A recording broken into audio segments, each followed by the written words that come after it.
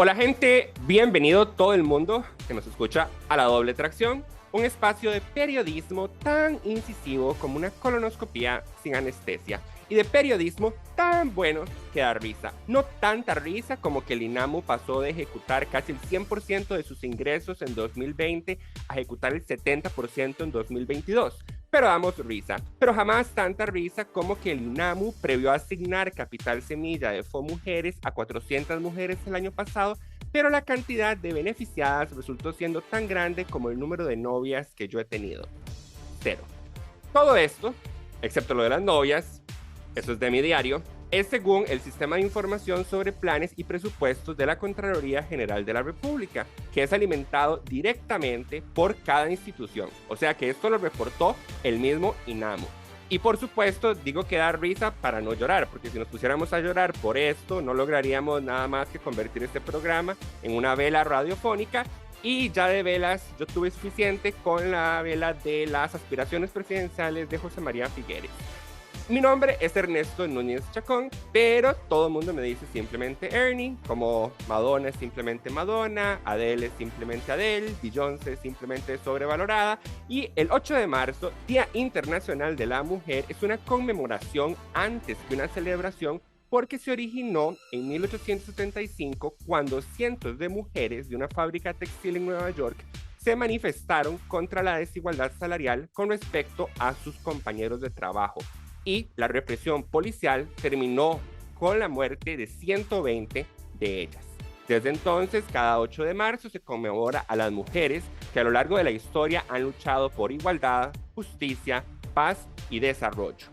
Este programa se pregrabó un día después del 8 de marzo, cuando, como ya es costumbre, multitudes de mujeres marcharon a las calles promoviendo diversas consignas relacionadas con sus derechos humanos. Consignas tan diversas que en ocasiones incluso se contraponen entre sí, pues porque no hay una sola perspectiva sobre a dónde se quiere llegar y cómo llegar hasta ahí. Incluso cuando se escucha la palabra feminismo, hay que preguntarse cuál feminismo, porque feminismos hay tantos como femicidios, desafortunadamente. Según las Naciones Unidas, cada 11 minutos una mujer o niña muere asesinada por un familiar en el mundo.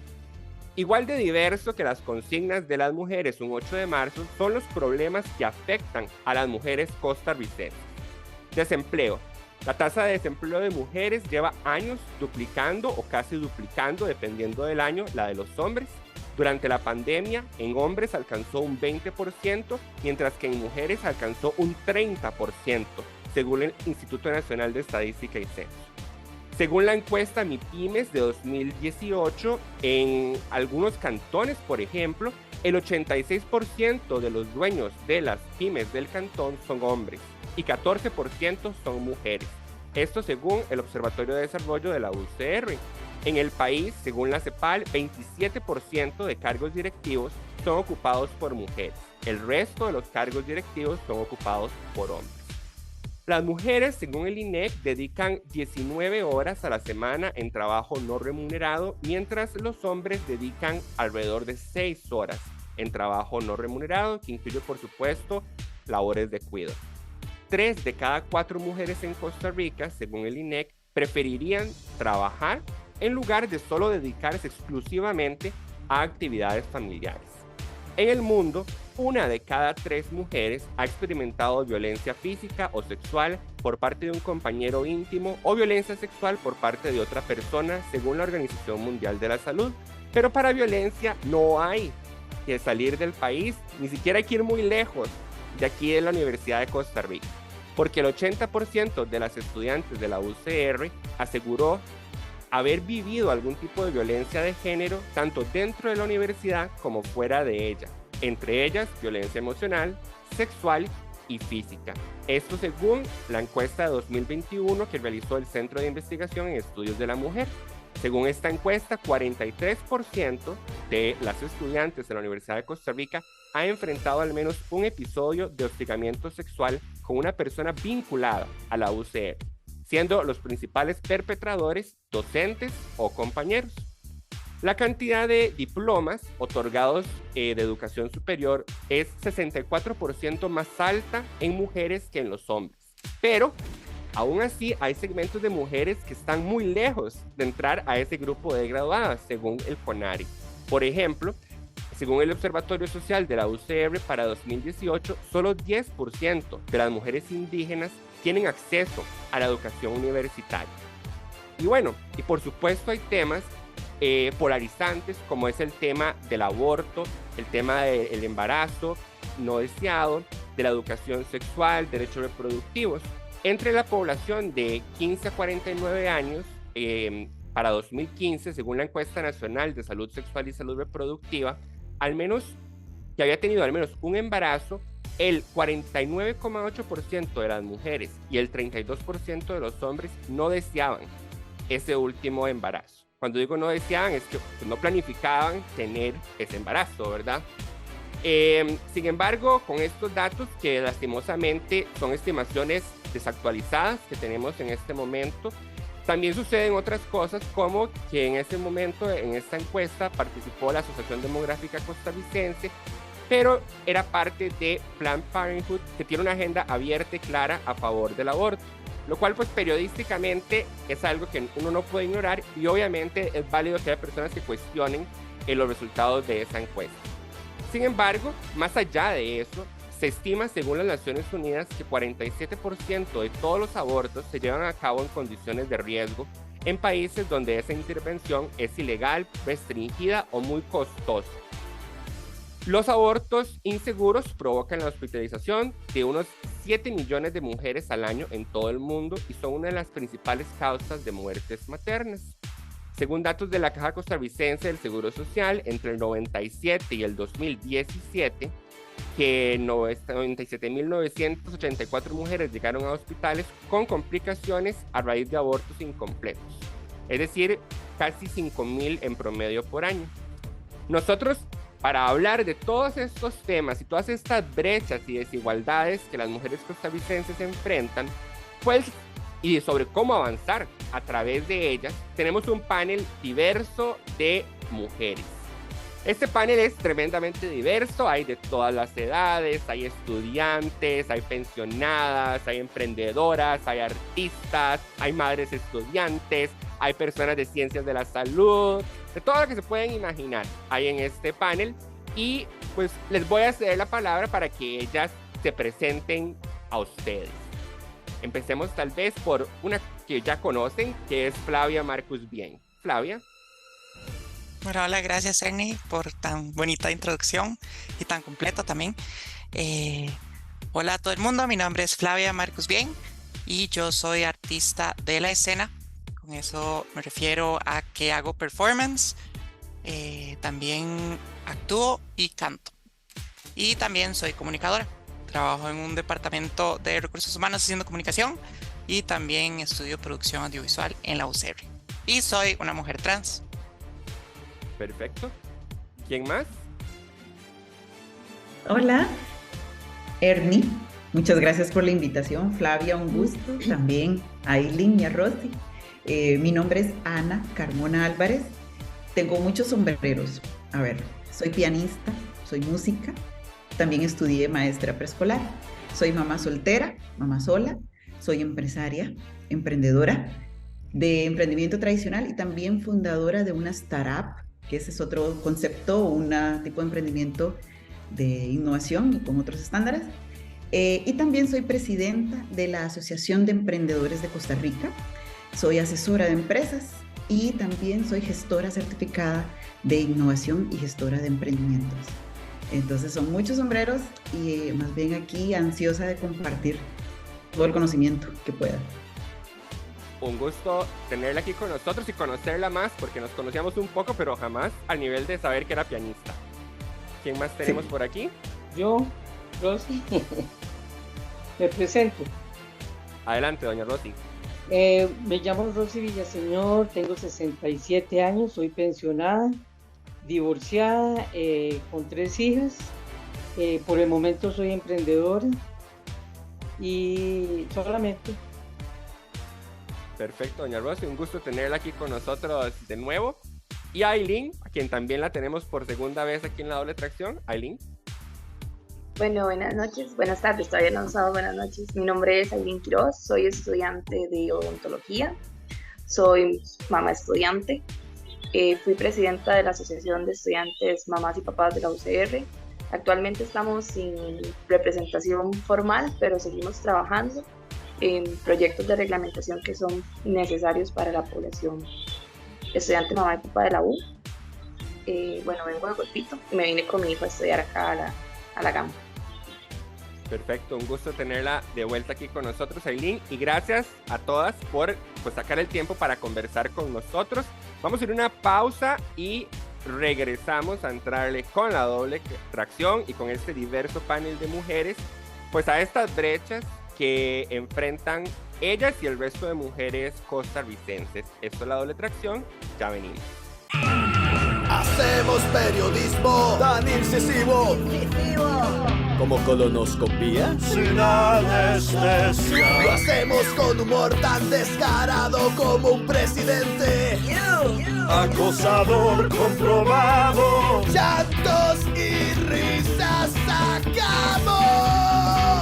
Sin respuestas lo jalamos. La doble tracción, miércoles 4 p.m. Estamos de vuelta, listos para entrarle con la doble tracción y con un panel diverso de mujeres en Costa Rica a las brechas que enfrentan ellas y el resto de mujeres en el país en materia de educación, en materia de igualdad, en materia de empleo, en materia de salud, de acceso a la salud, en materia política, etc. Este programa fue inspirado por que la semana pasada fui a ver una película que se llama Ellas Hablan, en inglés Women Talking, que es sobre una colonia de mujeres menonitas, creo que se traduce, menonitas. Una colonia religiosa muy conservadora en Bolivia, está basada en hechos reales, donde ellas se dan cuenta de que los hombres de la colonia las han estado violando por las noches, las han estado sedando con sedante para caballos y las han estado violando sistemáticamente. Estas mujeres se dan cuenta de lo que está pasando y básicamente convocan a un ágora, a una reunión de mujeres donde hablan y buscan decidir qué hacer ante esta situación. Valoran en lo más general, la decisión está entre si se quedan en la colonia, lo cual implica continuar ante estos hombres y básicamente pues perdonarlos, o separarse de la colonia, pero esto implica que si se separan de la colonia, de acuerdo a su religión, pues no tienen acceso a la salvación y está muy condenado el no perdonar a estos hombres para quienes se supone que sirven. La película se la recomiendo a todas las personas que nos escuchan porque justamente son casi 2 horas de un diálogo entre tantos puntos de vista femeninos de cómo se puede abordar esa situación, una situación de violencia contra la mujer y de realmente inequidades entre hombres y mujeres, que me inspiró a tratar de recrear lo más posible algo así, pero enfocado en Costa Rica. Entonces, por eso es que tenemos este panel de mujeres. Una de las primeras preguntas que hace una mujer de la película cuando están empezando a discutir es decirles al resto de ellas que antes de decidir entre esas opciones, que deberían definir cuál es la visión que tienen ellas para la colonia. O sea, hacia dónde desean ellas llegar como mujeres en la colonia, sea en esa colonia o sea separándose y creando una nueva. O sea, ¿qué es lo que desean? ¿Hacia dónde desean llegar? ¿Qué es lo que ya no desean que se reproduzca? ¿Y qué es lo que sí desean tal vez darle continuidad? Entonces yo quisiera empezar esta tertulia preguntándoles justamente eso. Si yo fuera su pintor y ustedes me tuvieran que guiar diciéndome para pintar esa sociedad para las mujeres que ustedes desean, ¿qué me dirían? ¿Qué pinto o qué pintarían ustedes? ¿O qué no pinto? ¿Qué gobierno se ve en esa pintura? ¿Qué empresas se ven en esa pintura, qué mujeres, niñas se ven en esa pintura, qué hombres también se ven en esa pintura.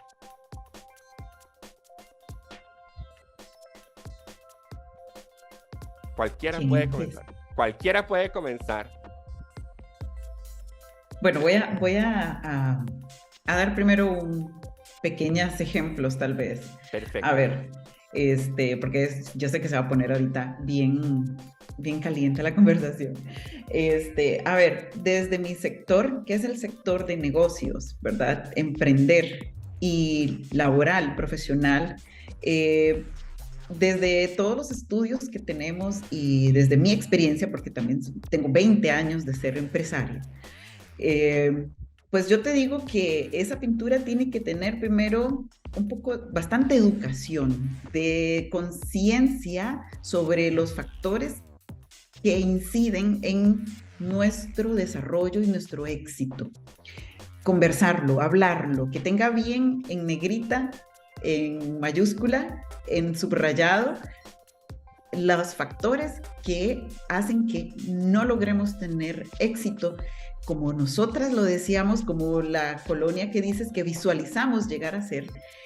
Hay cosas que nos lo impiden. Entonces, esos elementos, varios, mencionarlos ahí. ¿Qué te puedo decir? El tiempo dedicado al cuidado de nosotras las mujeres que la sociedad nos asigna, al cuidado de personas enfermas, personas menores de edad, personas adultas mayores, personas con discapacidad, atender el hogar, ¿verdad? Entonces, de hecho, nosotros tenemos estudios donde dice que un emprendimiento, hay un factor donde dentro de todos los puntos que pueden influir en que un emprendimiento, un negocio no sea exitoso, hay uno que llama mucho la atención y es que el 26% de un emprendimiento se ve afectado por la falta de tiempo en los emprendimientos liderados por mujeres. El 26% de esos emprendimientos liderados por mujeres va a ser fracasado. Ese emprendimiento va a morir. El 26% de los emprendimientos femeninos, de la población femenina, va a fracasar por un factor muy singular, y es la falta de tiempo de la población femenina para atender y desarrollar ese emprendimiento con la visión que lo desea. Entonces, eso es para mencionar, y la lista es larguísima, ¿verdad? Pero al menos sí, ese lienzo tiene que tener las características de lo que a nosotras nos impide alcanzar nuestros sueños, nuestra visión y misión de vida que deseamos. Perfecto. Delicioso el dato. Aquí en la doble atracción amamos los datos. Y bueno, usted básicamente nos plantea que uno de los ingredientes para esa pintura es la redistribución del cuidado, que se une con lo que hablábamos en el monólogo, ¿verdad? Donde hablamos de 20 horas de trabajo no remunerado para las mujeres, mientras los hombres llevan 6 horas en promedio de trabajo no remunerado. Y por supuesto la educación para propiciar esa redistribución del cuidado. ¿Qué más? ¿Qué ven las demás en esa pintura?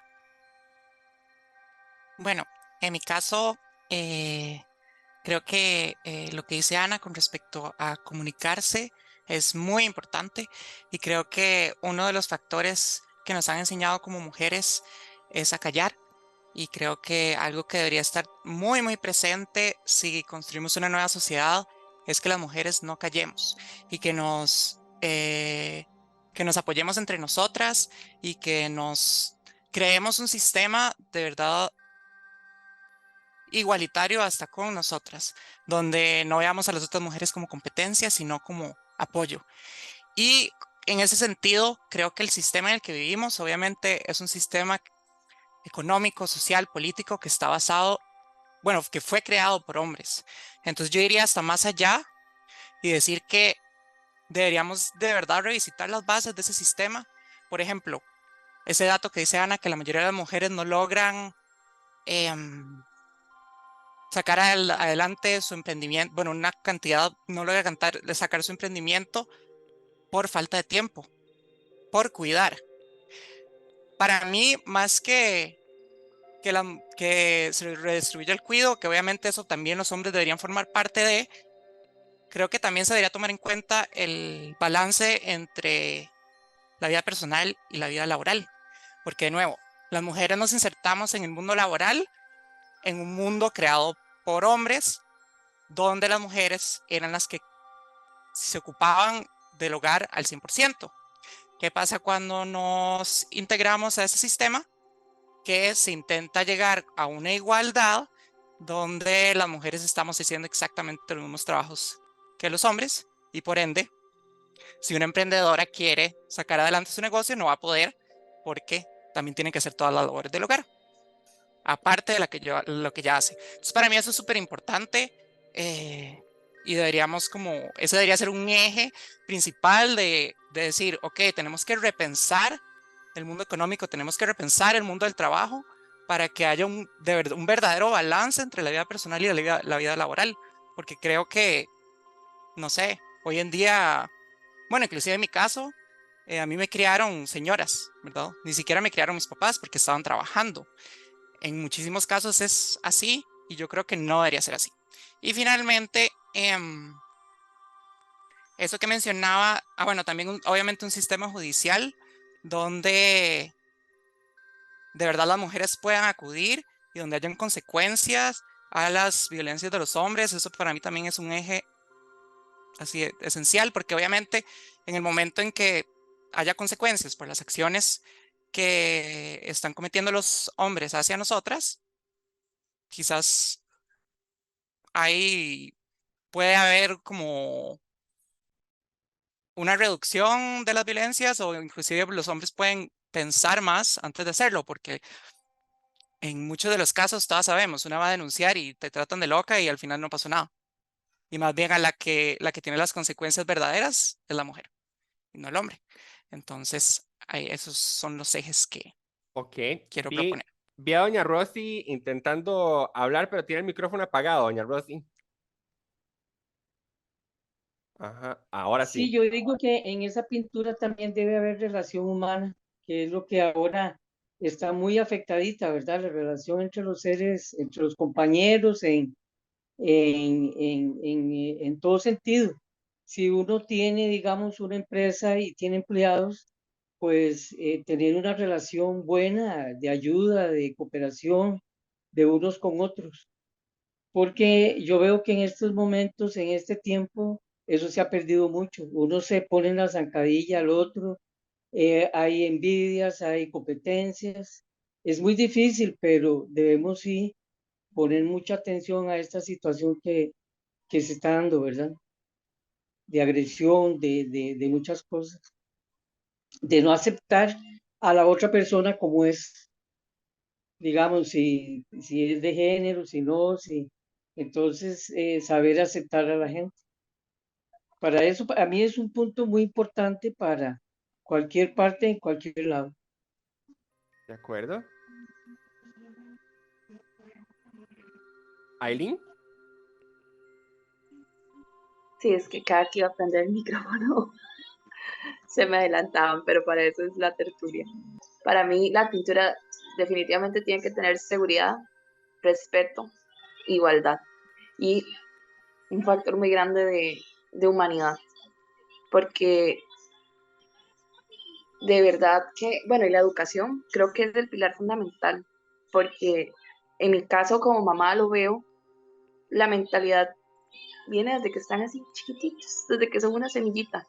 Nosotros somos los responsables de ir creando esa pintura en la vida real, pero vamos tan acelerados, estamos en un momento tan convulso de la humanidad que la falta de empleo, de oportunidades, de igualdad, nos lleva a vernos como competencia y no como lo que realmente somos, una red de mujeres que deberíamos de apoyarnos en este montón de caos que pasamos diariamente. O sea, he visto personas quejarse en el autobús porque va una señora con su hijo llorando y tal vez la señora con un montón de cosas y uno, ayudémosle, no sé, tal vez hágale una mueca al chiquito, no sé, son cosas muy diferentes que no se ven ahora. O tal vez va una señora con un montón de preocupaciones y usted nada más pasa rápido porque esta señora me está trazando el camino y me va a dejar el bus. O sea, siento que falta mucha educación, falta mucho respeto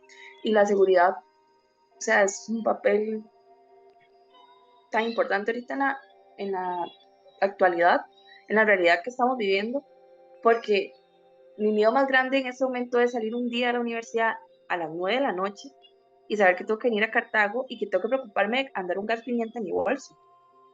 Porque vengo con mi uniforme de la universidad, todo feo y demás, pero para una persona eso es indiferente, puede hacer un daño. Entonces, esa pintura tiene que tener mucha educación, mucha seguridad y mucha humanidad de unas con las otras.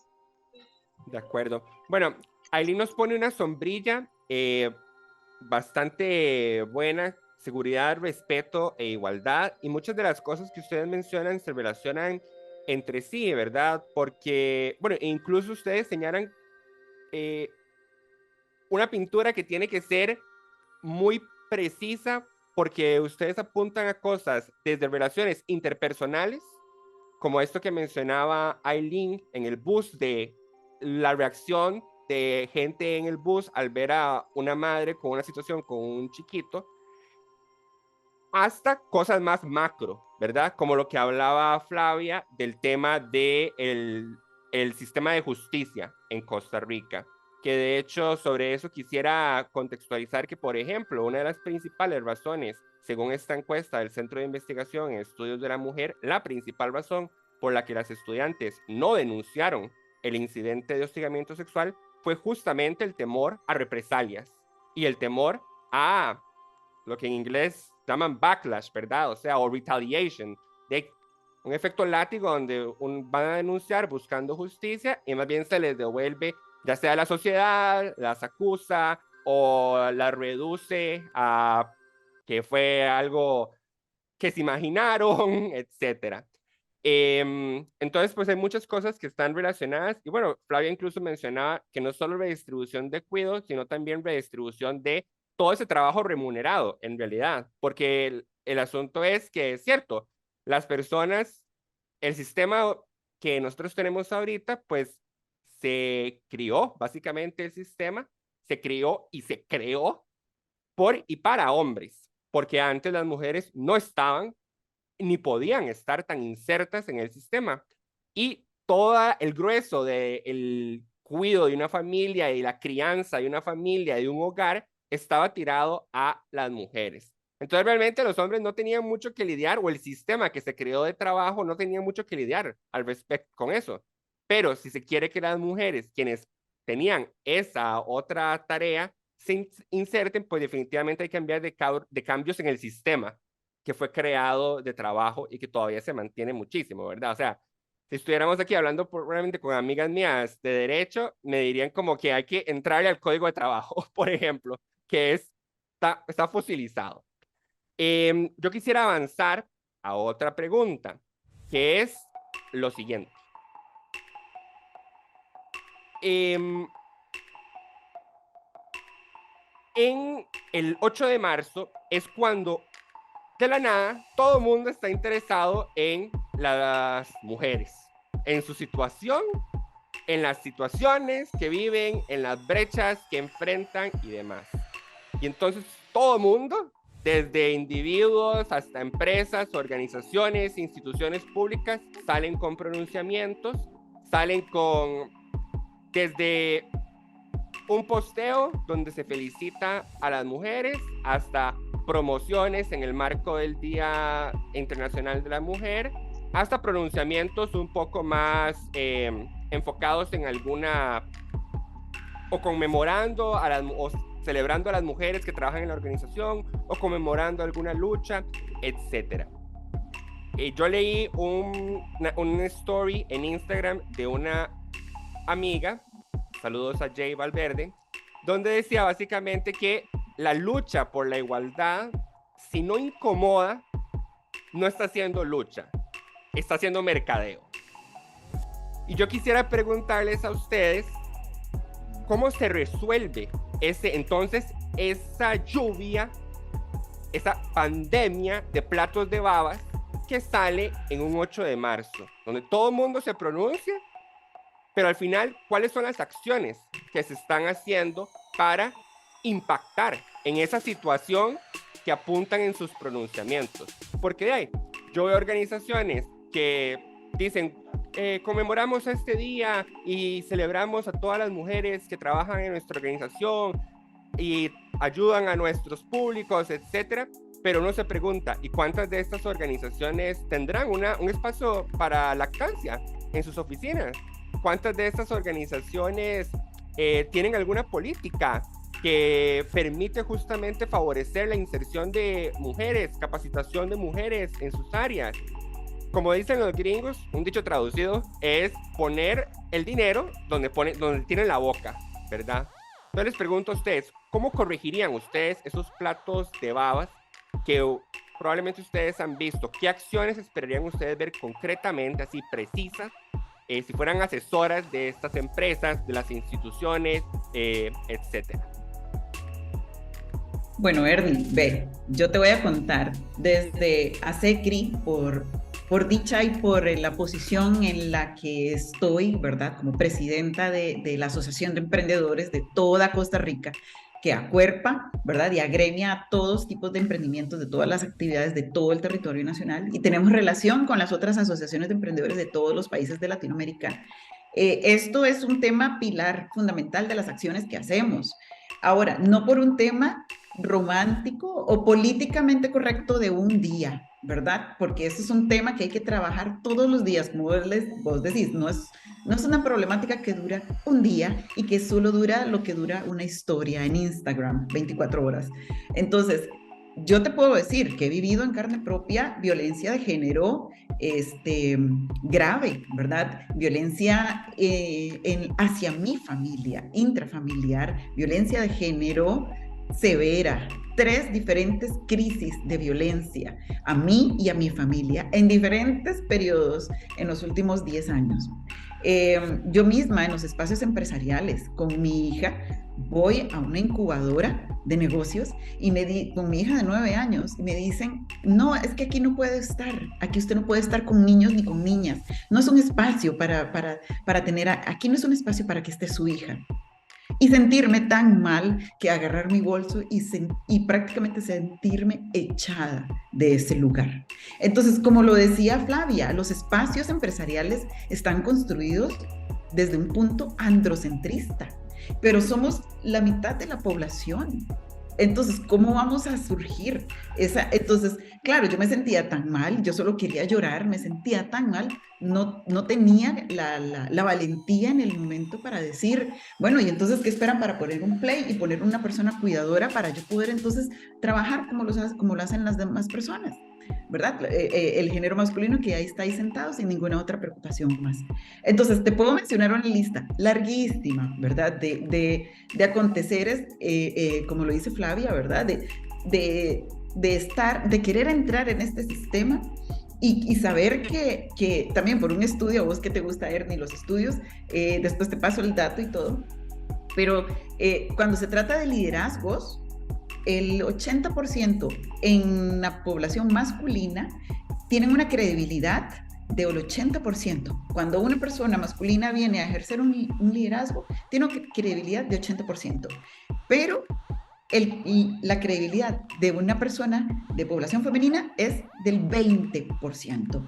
Entonces, ¿cómo hacemos para entonces contrarrestar esas creencias? ¿Verdad? Tenemos que luchar doble para entonces darle a los demás el entendimiento de que sí, soy tan capaz, pero por la creencia de que por 80% te van a creer más que a mí, que soy mujer. Entonces, esto nos cuesta muchísimo, lo que decía Flavia, comunicar cuesta tanto. ¿Por qué? Porque ya de entrada, estadísticamente y por estudios está comprobado que no nos van a creer. Tenemos la credibilidad de 20% solamente las mujeres.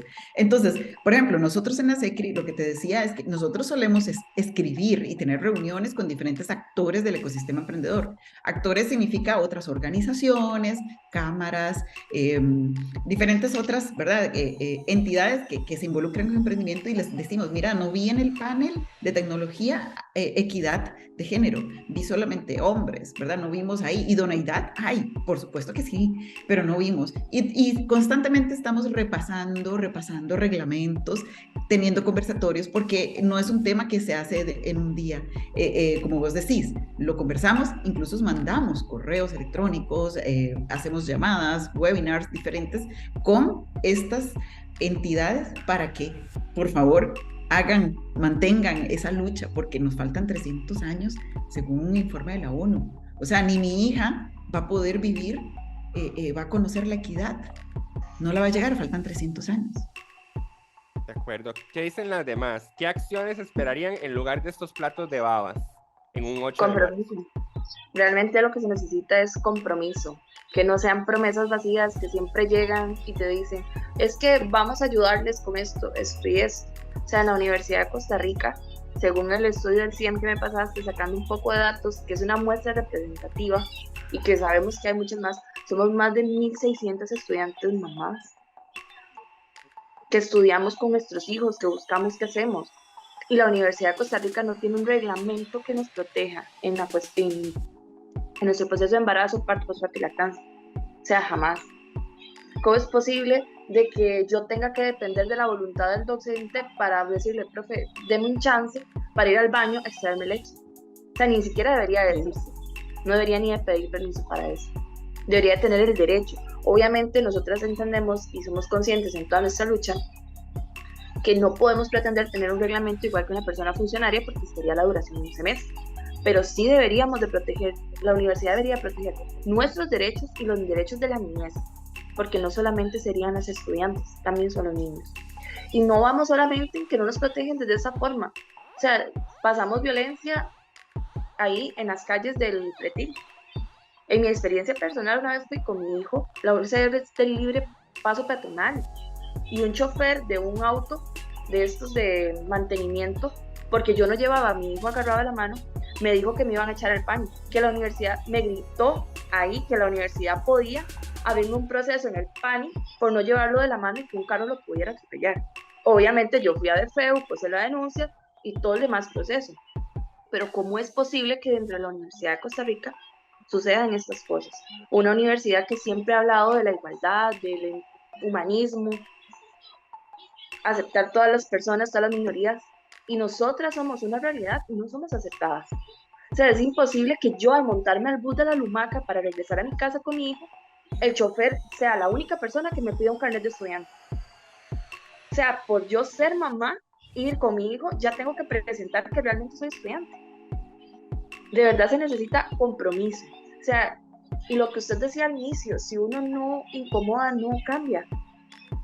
Nosotras hemos intentado por todos los medios habidos y por haber reuniones, buscar todos los órganos de la universidad, desde la FEUR, administrativos, y no. O sea, realmente si no hacemos un cambio incomodando, creo que no vamos a llegar a nada, porque por las buenas hemos intentado un montón de cosas, y aún así seguimos teniendo violencia dentro de la universidad. O sea, eso es inconcebible, y seguimos sin tener nuestros derechos, y no solo los de nosotros, como le decía anteriormente, los de los niños y las niñas. Bueno, y eso, que sí. No, que ahora que la escucho, recuerdo también que usted nos había comentado que otra de las contradicciones que hay, por ejemplo, en la Universidad de Costa Rica con la población de madres estudiantes es que mientras otras universidades, por ejemplo, le asignan matrícula prioritaria a madres estudiantes, porque obviamente la disponibilidad de horarios de una madre estudiante es menor a la de una persona que no tiene el cuidado de un niño a su cargo, niña, en la Universidad de Costa Rica eso no existe. No. A pesar de que eso es una reforma, facilita y integrarlo al sistema de matrícula. El tecnológico tiene el TEC, la modalidad que tiene es que el estudiante, claro, porque si yo tengo un promedio de 9, no me voy a preocupar con mi cita de matrículas. Pero si usted es un estudiante, mamá o papá, porque en el TEC son ambos, independientemente, o una persona que tenga a cargo el cuidado de otra persona, puede solicitar un ajuste de matrícula, se llama en el tecnológico.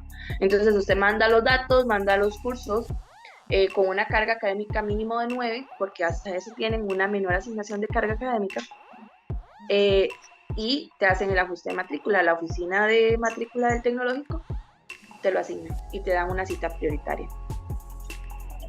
Y la UCR hasta el momento no se cuenta con eso. Desde la asociación y desde otros órganos se está intentando trabajar nuevamente en esos proyectos. ¿Qué dicen las demás? Flavia, yo siempre, yo digo que la mujer siempre lleva las de perder, ¿verdad? Toda la vida ha sido así. Ahora más bien, se ha logrado mucho, ¿verdad? Antes uno, si uno salía tenía que pedirle permiso al esposo si podía salir y así. Cosas por el estilo. En el trabajo al hombre le daban primero la importancia que uno. O sea, siempre hemos tenido que aguantar todas esas cosas. Lo que pasa es que ahora la mujer es diferente, se ha hecho más empoderada y exige más, ¿verdad? Más derechos, que eso es muy importante. Hasta uno de edad, uno también se da su lugar. Yo soy una persona adulta mayor, pero yo donde voy y con quien hablo, sí, me doy a respetar en todo sentido. Pero esto sí es un tema de toda la vida y que siempre lleva, pero la mujer, porque en el trabajo siempre lleva digamos, una parte más inferior que el hombre, por el embarazo, porque tiene que pagar ¿cómo se llama? Por la maternidad, el tiempo de amamantar. Entonces, para ¿cómo se llama? Para la empresa se le hace un problema. Y más en este tiempo, después de la pandemia, yo siento que como las empresas quedaron en tan mala situación algunas, ¿verdad? Les bajó toda la economía, entonces tratan de contratar más a hombres que a mujeres, o mujeres que no tengan ese tipo de situaciones de hogar, digamos. Ok, Flavia. Sí, yo creo que lo más importante es obligar o incentivar a las empresas a tener la misma cantidad de hombres que de mujeres en los liderazgos. Bueno, y a los sistemas educativos también. ¿Cómo se puede hacer? Que se le den incentivos fiscales o inclusive que por ley lo tengan que hacer y listo. Y bueno, no solo cuotas para mujeres cisgénero, sino también para otras minorías, mujeres trans, personas no binarias, que somos poblaciones, bueno, por lo menos las mujeres trans, aproximadamente el 75% de las mujeres trans en Costa Rica hacen trabajo sexual. Es decir, su trabajo por sí mismo depende de los hombres. Y a la mayoría de las mujeres trans las echan de su casa cuando son adolescentes jóvenes. Es decir, no pueden acceder a una educación. Entonces, yo creo que aparte de esas cuotas, también hay que tener programas fuertes de enseñanza de cómo ser una mujer líder.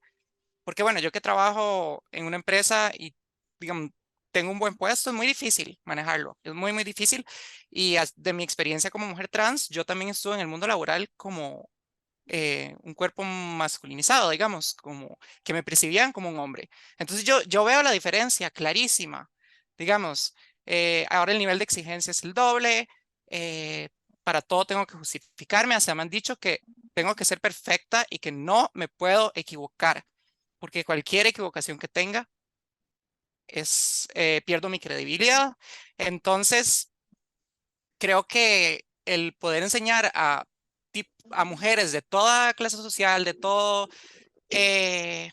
con todos los niveles de educación, a cómo manejar el mundo desde su vivencia personal y darle herramientas para poder hacerlo en un mundo que está creado para los hombres, es súper importante. De acuerdo. Ernie, perdón, Ujú. que te interrumpa. Mira, es que, digamos, lo que dice Aileen, de que si hay un reglamento que es igual para el sector empresarial, hay reglamentos que te dicen tiene que haber equidad en una junta directiva, en las posiciones de toma de decisiones, tiene que haber equidad y se habla, ¿me entiendes? O sea, se habla muchísimo, pero no lo están cumpliendo. Nosotros, ¿verdad? Nosotras estamos como policías detrás. Por eso te decía, hacemos llamadas, hacemos correos, mira, no vi que había equidad en ese panel o en ese congreso o en esto o en lo otro. Tenemos que andar de policías incomodando, ¿sí? O sea, como dice Eileen, el reglamento para la mujer madre como estudiante, ¿cómo lo hacemos? ¿Cómo lo resolvemos? Pero el tema es que, digamos, nosotras ya hay personas que estamos trabajando en pedir que por favor se cumplan esos reglamentos, pero necesitamos más apoyo. Sí, vamos a exigir y vamos a incomodar y también pedimos compromiso, como lo dijo Aileen. A esto nada más le quiero agregar y sumar que por favor, hombres y todas las otras población de otros sectores apoyen a que de verdad se den cuenta de que hay reglamentos que no se están cumpliendo, que hay derechos que no se están, no les estamos disfrutando esos derechos y que por favor también nos ayuden, o sea, es que tienen que ser parte, no es como ayúdennos, es que tienen que ser parte de los esfuerzos hacia ese cambio, si no van a ser más que 300 años. Bueno, ustedes apuntan a platos de babas por todo lado, porque apuntan a platos de babas en empresas, platos de babas en instituciones públicas, platos de babas, incluso lo que Flavia menciona, llega a ser plato de baba en Asamblea Legislativa, porque con esto del trabajo sexual, incluso fracciones que se vanaglorian tal vez de apoyar a las mujeres trans o apoyar la lucha por la igualdad de las mujeres, ¿cuántas veces hemos visto un proyecto presentado para, por ejemplo, regular el trabajo sexual en Costa Rica? ¿Cuántas veces hemos visto un proyecto, o en el caso de la Universidad de Costa Rica, por ejemplo, cuántas veces se ha hecho prioridad impulsar el reglamento? Y por ejemplo, ahí entre Aileen y yo hemos conversado de que incluso un borrador de reglamento se archivó y se perdió no se sabe qué pasó y se archivó, según la declaración de una de las expresidentas de la FEUR, que además era madre estudiante, porque no se consideró tan importante como proyecto. Entonces ustedes apuntan, y por dicha gracias, apuntan también a qué esperarían en lugar de esos platos de babas. Yo quisiera, nos quedan como 10 minutos, y hay una cuestión muy importante, que es el asunto de, somos una sociedad, y es una sociedad de no solo mujeres. Entonces yo quisiera preguntarles a ustedes, ¿cuál es el papel que deben tener los hombres en esa ruta hacia lograr pintar esa pintura, valga la redundancia, de la sociedad que ustedes ven y desean para las mujeres? Y concretamente, ¿qué pueden hacer, verdad? Ya sea hombres desde su individualidad o desde su papel en una empresa, de su papel en una familia, etcétera. Porque yo, por ejemplo, ayer vi cosas como ¿qué puedo hacer como hombre? Pero eran posteos muy como vagos, como número 1, date cuenta. Y yo, pues, o sea, yo entiendo la parte de la concientización, yo entiendo, pero llega un punto donde ver el problema no es suficiente, ¿verdad? O sea, ver el problema y seguir cada año caminando y caminando frente al problema se vuelve nada. O sea, qué bien que te concientizaste, pero si eso no se traduce en que impulsas acciones desde tu círculo individual o desde tus otros círculos, quedamos en nada. Entonces, tal vez sí nos pueden ayudar con cosas más concretas, ¿verdad? Que pueden hacer los hombres desde sus distintos espacios. Que pueden y deben. A mí se me ocurre, primero, vayan al Instituto WEM. Definitivamente, vayan. Tienen buen abordaje, es un buen comienzo. Es que tienen que ser parte del proceso, tienen que serlo. O sea, no es que puedo apoyar, es que tienen que ser parte del proceso. O sea, tienen que saber que tienen que ser parte de ello y trabajar todos los días. Y bueno, el Instituto WEM tiene como herramientas para abordar población grande, ¿no? O sea, yo voy a lanzar aquí una pequeña propuesta a los hombres que están escuchando este programa y tengan la gran curiosidad y el gran deseo y el gran compromiso y dicen, yo quiero saber cómo. Los invito a que vengan a mi casa una semana a dormir en mi casa y vivan conmigo el día a día de lo que significa ser mujer empresaria, mamá, trabajo no remunerado, atender a una niña, lavar el inodoro, a planchar uniformes mientras estoy en una reunión empresarial y ser ejecutiva, impecable. Los invito, con mucho gusto. Todos los hombres bienvenidos que quieran venir a mi casa para que vivan y sientan eso, que vean no sé si es que necesitan verlo o sentirlo o estar ahí presentes para que abran los ojos. Pero con mucho gusto, es una propuesta un poco, no sé si como pasada, pero de verdad, aquí quedan, las puertas de mi casa están abiertas y con mucho gusto vivan conmigo esa vida que nos toca todos los días, que no solamente es de un día, del Día de la Mujer, nos toca todos los días. Perfecto, bueno, ahí quienes quieran tomarle la oferta a Ana, me escriben a las redes sociales de La Doble Tracción, les hacemos un chequeo, a ver.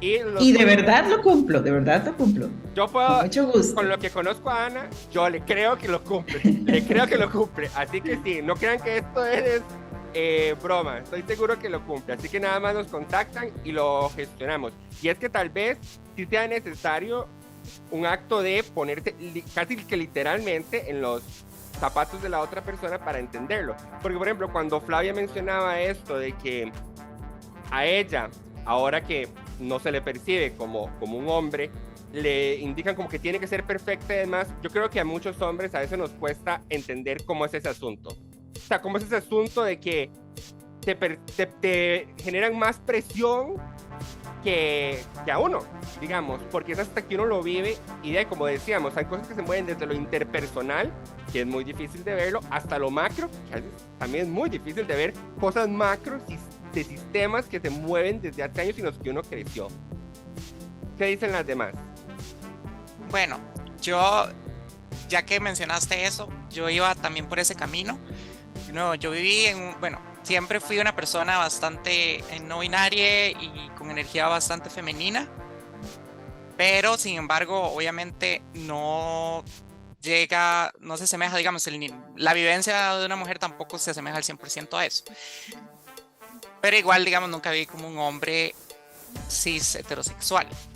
Pero, ya diciendo eso, yo creo que la única forma de que los hombres se puedan entender cuál es la vivencia de una mujer, por ejemplo, en el mundo empresarial, ¿por qué no que una empresa de simulación haga un programa para educar a los hombres sobre cuál es la vivencia de las mujeres y de las mujeres líderes, donde tengan actores pagos y que esos actores traten a este hombre líder como se tratan a las mujeres, desde un lugar estudiado de actores. Yo creo que esa es una forma donde puede ser hasta mediodía, ni siquiera tiene que ser tanto tiempo. Yo creo que solo eso, como se sentirían, entenderían muchísimo. Ok. Bueno, yo vuelvo a lo mismo que decía doña Ana al inicio, la educación. Eso es fundamental, y que los hombres realmente, basados en eso, tomen su rol dentro de la vida, no solamente en la forma empresarial, sino en la cotidianidad. O sea, a veces los hombres pueden llegar cansados de trabajar, pero uno puede estar 1000 veces más cansado de estar criando y maternando.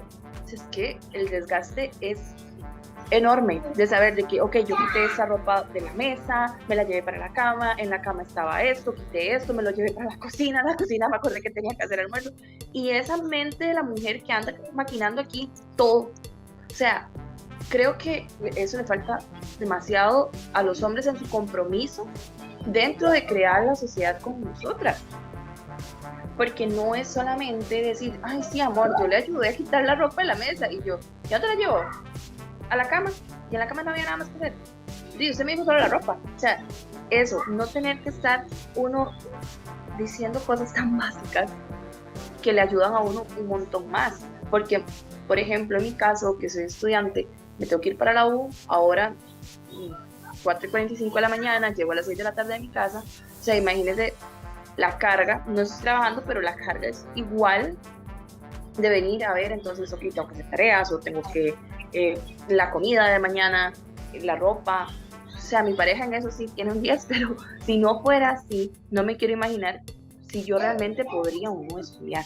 Entonces creo que los hombres de verdad tienen que tomar las cosas en serio y no creer que es una ayuda, porque no es una ayuda. Es un compromiso y es un rol que les toca ejercer dentro de la vida, no solamente de uno, sino de las personas que están a su alrededor, sus compañeras de trabajo, sus familiares, desconocidos que van en el bus, no sé. O sea, es realmente el compromiso de tomar ese rol. Doña Rosy. Bueno, el problema que vemos también viene del hogar, ¿verdad? Muchas veces el machismo, el ver un padre que todo la mamá se lo hace, que siempre fue así, entonces están acostumbrados a eso y llegan al matrimonio igual. Ahora más bien yo veo muchachos cargando bebés, cuidándolos mientras las mujeres se trabajan. Eso más bien a mí me sorprende y me gusta, porque veo un número bastante alto de eso.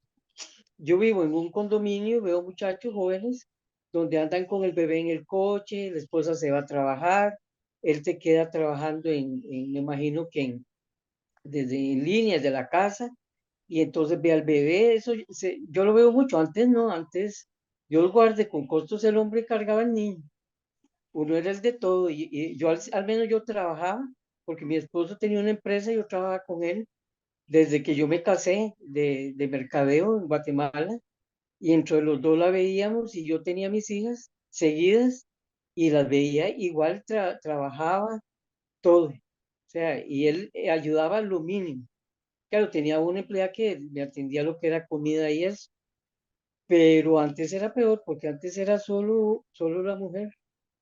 Pero también eso, ahora digamos, yo tengo una hija que tiene 2 varoncitos y ella los está enseñando a que hagan sus cosas en la casa, a que ayuden y todo eso porque el día de mañana que ya la vida ha cambiado mucho, ya la situación es diferente, ya no es solo mamá, ¿verdad? Ahora, en cuestión de pareja, yo creo que se debe hablar. Y en cuestión de trabajo, pues, de ahí, cuando uno entra a una empresa, a ver qué condiciones, porque hay un artículo de la Constitución, creo que es el 33, que habla sobre el derecho a la igualdad de los dos, de los dos, digamos, de hombre y mujer, ¿verdad? El derecho que tenemos todos a todo lo que nos corresponde. Salud, política, todo. Entonces, todo ese artículo yo creo que no lo conocen muy bien. Bueno, lo que usted apunta me recuerda algo que me pareció muy bueno de la película que vi, y muy acertado, muy atinado de la película que vi. Ellas hablan, se las recomiendo. Donde que tiene que ver con el tema de la educación, pero dentro del espacio familiar, que usted menciona, doña Rosy, porque en esta película, una madre, que ya es la abuela de otra, o sea, estaba la abuela, la mamá y la hija es una niña, y la abuela le pide perdón a su hija adulta ya, porque ella, diciéndole que ella le pide perdón porque ella fue también, es culpa de ella porque ella le enseñó también a ser permisiva, por ejemplo, con las agresiones de su marido. Ella le enseñó a aceptar ciertas cosas, ciertas dinámicas que en ese momento ya en la discusión estaban completamente condenadas o sea, las mujeres ya las habían condenado por completo, pero reconocía esta señora que ella durante mucho tiempo la educación que dio fue hacia permitir esas cosas. Entonces yo creo que eso subraya también la complejidad del problema. Por un lado, su comentario también pues nos recuerda que hemos avanzado como sociedad, por supuesto, porque que usted vea esos cambios que le alegran, nos recuerda que hemos avanzado como sociedad, pero el asunto es cuánto hemos avanzado y si hemos avanzado al ritmo que se necesita, ¿verdad? Como decía Ana, ¿verdad? Y si estamos avanzando al ritmo para no tener que esperar 3 siglos para la suma. Pues sí, claro, ¿verdad? Debe ir más acelerado. Exacto. Sí, yo creo que a eso se le agrega que la ayuda psicológica y de cómo lidiar con el trauma ahí se vuelve esencial porque creo que muchas mujeres y de diferentes generaciones han funcionado del trauma y transmiten su conocimiento desde ahí. Y creo que eso es en el momento en que se comienza a abordar de forma más masiva el trauma, las cosas pueden poco a poco ir cambiando. De acuerdo. Sí, sí. Estamos sobre tiempo, pero yo quisiera hacerles una última pregunta que tal vez vaya a ser como un clip exclusivo para digital, pero es importante, les agradezco si me ayudan. Tiene que ver con el lenguaje y la ira. Por ahí, ustedes lo mencionaron un poco, que es el asunto de la comunicación. O sea, cómo damos esta conversación como sociedad y entre nosotros, dentro de nuestras empresas, de una persona a otra, cómo conversamos sobre esta lucha y esos esfuerzos para avanzar en estas problemáticas. En la película también en un momento el que tomaba notas era el único hombre en toda la colonia que era como el profesor, que era la única persona que había quedado de los que no eran agresores, que había ido a la universidad y podía escribir. Y en un momento él como que interviene y pone en palabras profesionales, por así decirlo, lo que están hablando ellas, y una de las mujeres le dice, no invente, no, nada de palabras complicadas, la cosa es así, nada de palabras complicadas. Eso me recuerda muchas veces que como comunicador yo lo veo de que muchas veces la conversación se enfrasca entre en un lenguaje académico, en un lenguaje tal vez muy profesional, y yo pregunto, yo digo, bueno, si la conversación se queda en esa burbuja, no vamos a avanzar al ritmo que se necesita, porque la realidad es que la minoría de hombres y mujeres está en esas burbujas académicas, profesionales, etc. Y luego, entonces, quisiera preguntarles, ¿cómo ven ustedes el asunto del lenguaje? O sea, ¿cómo hacemos para mantener la conversación lo más abierta posible a todas las personas, a todas las mujeres y hombres también, independientemente de su formación profesional, de su formación académica y demás, ¿verdad? O sea, solo 20% de los profesionales en Costa Rica tienen un título, o sea, son profesionales, tienen un título universitario. Y lo otro es el asunto de la ira. Obviamente, no hay, es más que válido tener ira ante todas estas brechas que se viven y se arrastran. Pero ¿cuál es el lugar o el papel que ustedes le dan a esa ira, a esa molestia con esta situación? En esta película, por ejemplo, llega un momento donde la abuela le dice a la hija que entiende por completo la ira, pero que en este momento donde tienen que decidir, tienen que procesarla, digerirla, gestionarla y usarla como gasolina para poder decidir un mejor futuro. ¿Cómo ven ustedes? ¿Cuál es el lugar y el papel que ustedes le dan a esa molestia que ustedes arrastran o pueden arrastrar, verdad? Algunos momentos más que otros. Ernie, bueno, yo te puedo decir que, a ver, no estamos hablando de leyes y derechos fríos en un papel. Estamos hablando de vidas humanas.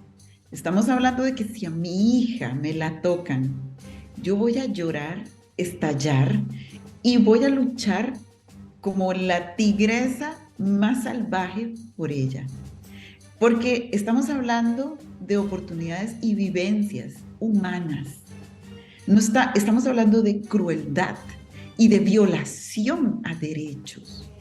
No estamos hablando de un reglamento frío en un papel.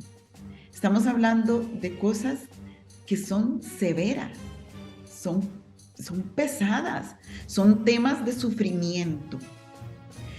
Debemos controlarnos a veces de no llorar para que no se me corra el maquillaje, tal vez, pero al menos yo no voy a dejar de levantar la voz, ni por mí, ni por mi hija, ni por toda la comunidad que represento dentro de mi organización.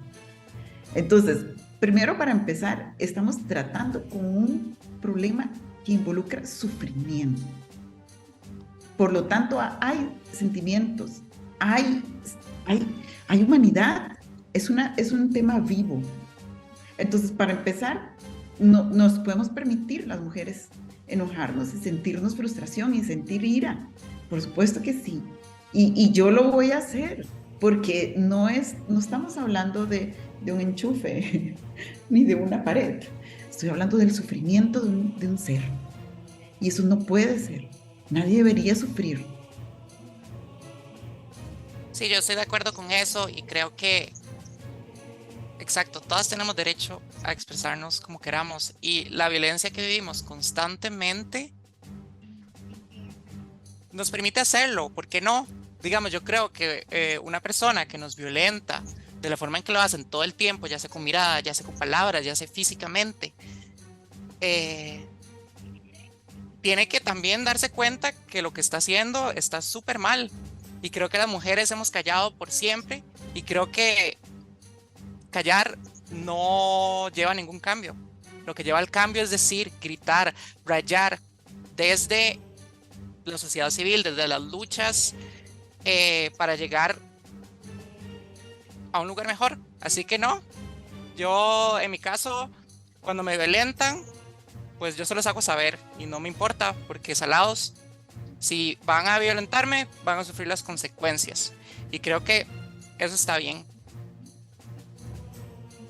Bueno, desde la socia, nosotros tenemos así como nuestras historias de terror, que cuando llegamos a buscar y a tocar puertas de dónde podemos tener el apoyo que necesitamos de la institución, siempre comenzamos con nuestras historias de terror.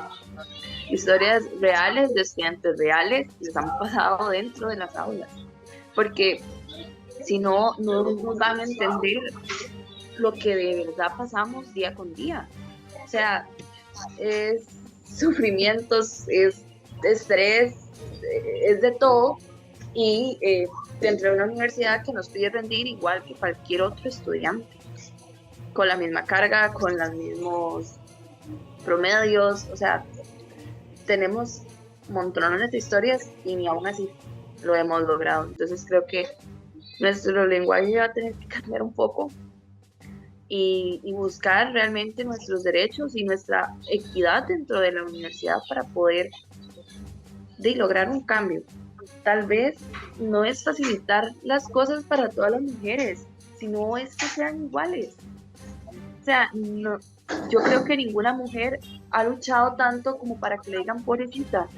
Hemos luchado para que realmente se reconozca nuestro valor, lo que somos, lo que valemos, lo que han pasado nuestras abuelas, bisabuelas, nuestras ancestras. O sea, somos personas demasiado fuertes y demasiado resilientes para seguir en esta lucha. Y creo que el lenguaje tiene que ser muy real. Algo que pasamos. No podemos adornar el que, ay, sí, es que me dormí tarde porque además de hacer mis trabajos tenía que amamantar y tenía que alistar. Eso no se adorna, eso pasa. Y pasa en esas mismas letras. O lo que le pasó a doña Ana, que la sacaron del lugar por su hija. Eso no se adorna. Eso es violencia. Y creo que el lenguaje que tenemos que usar es el lenguaje de lo que nos pasa.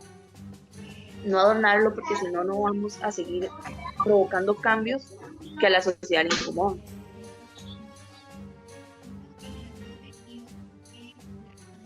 Doña Rosy.